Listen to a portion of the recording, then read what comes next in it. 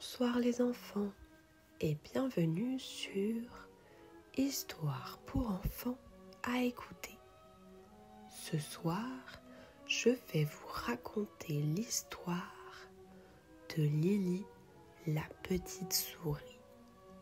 Installe-toi bien confortablement, l'histoire va commencer.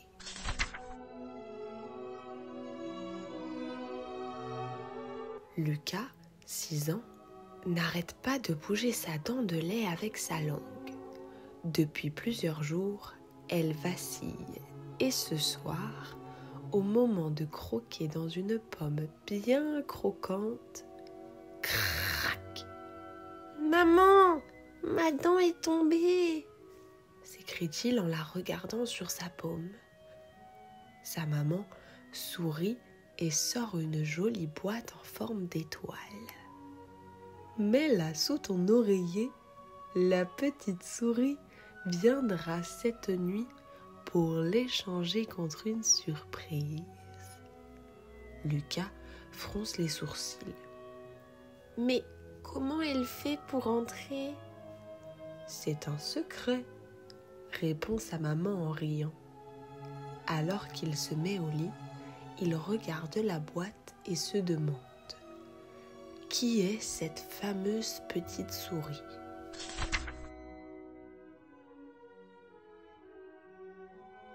Sous les racines d'un vieux chêne bien caché dans la forêt, un village minuscule grouille d'activité. Bienvenue au grand village des souris, là où vivent les petites souris qui collectent les dents des enfants. Lily, une jeune souris rapide et malicieuse, court dans les ruelles pavées en direction de la grande horloge. Elle est excitée car ce soir, elle a une mission spéciale. Maître Grignotte, le vieux sage du village, déroule une grande carte et pointe une maison. Lily, cette nuit tu dois récupérer la dent de Lucas. Lily gonfle ses petites joues. Je suis prête, maître Grignotte.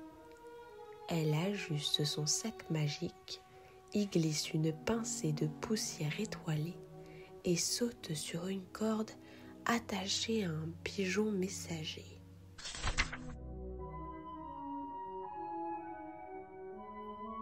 Lily vole au-dessus de la ville, accrochée aux pattes du pigeon. La lune éclaire les toits et les jardins silencieux. Presque arrivée, je dois être rapide et discrète. Elle se laisse tomber sur une gouttière et se faufile sur un fil à linge, évitant de justesse un gros chat endormi sur un balcon. Puis elle glisse le long d'un tuyau et atteint enfin la maison de Lucas.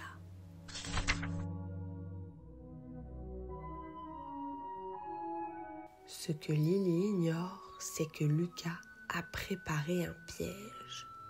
Il a installé une caméra fabriquée en carton pour essayer de voir la petite souris. Il a aussi laissé des miettes de fromage sur son bureau pour l'attirer. Lily regarde tout ça en soupirant. Ce petit malin veut me voir, mais il va falloir être plus rusé que moi. Elle saute sur une lampe et analyse la situation.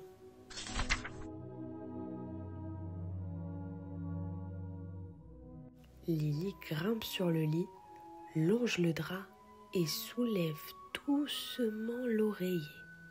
Mais il n'y a pas de dents. Elle se gratte la tête. Où Lucas l'a-t-il mise ? Elle fouille sous les plis des draps, saute sur la table de nuit. Rien. Un bruit la fait sursauter.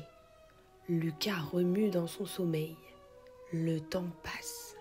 Si elle reste trop longtemps, le soleil va se lever. Elle regarde autour d'elle et soudain,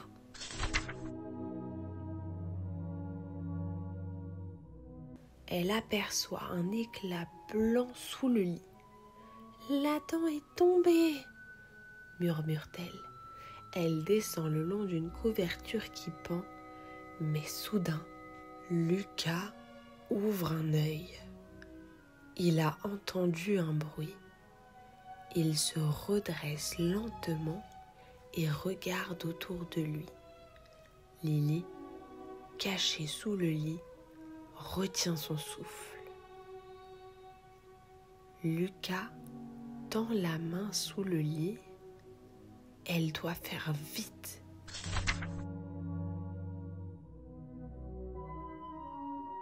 Lily sort un peu de poussière magique de son sac et souffle dessus. Une douce lumière dorée remplit la chambre de Lucas et celui-ci referme les yeux, s'enfonçant dans un rêve merveilleux. Lily en profite pour attraper la dent et remonter sur le lit.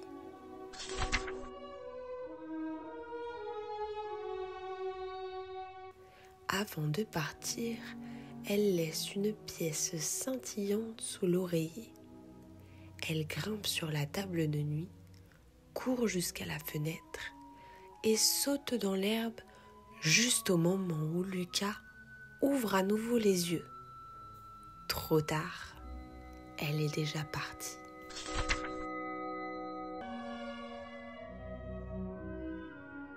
Le lendemain matin, Lucas se réveille.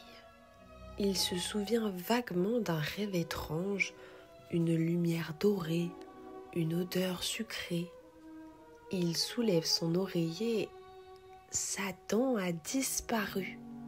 À la place, une pièce brillante l'attend.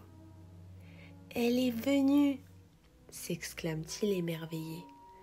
Mais alors qu'il apprête à raconter son aventure à sa maman, il remarque quelque chose sur son bureau.